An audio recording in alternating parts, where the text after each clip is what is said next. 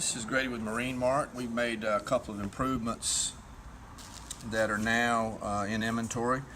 One is we have improved our plywood. We got full hardwood instead of marine grade pine now. It's eucalyptus, which is stiffer. We press it 25% with 25% more pressure, so about 16 millibar instead of 12 millibar. 13 layer minimum, waterproof glue, phenolic resin, CNC routed. Bought a CNC router just for this. So we CNC route the edge, which now it feels like it's sanded, and this is CNC chamfered, and it will be done on both sides. This is a prototype, and we'll have a bigger radius on it when we roll them out. We also have increased the thickness of the threaded rod tube. So now it's 2 millimeters thicker. That's about the maximum you can get inside the vertical tube. It's 36.5 millimeters now.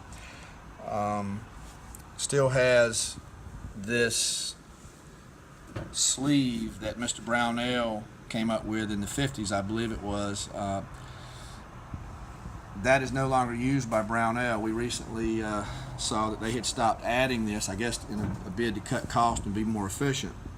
So we immediately load tested it. And what happens is with this big hole, you get a thin sidewall. If you don't put this sleeve back, you lose a lot of strength with that big hole. So we tested it. Theirs goes 27,000, ours goes 37,000 pounds. That's 10,000 pounds of difference on the load.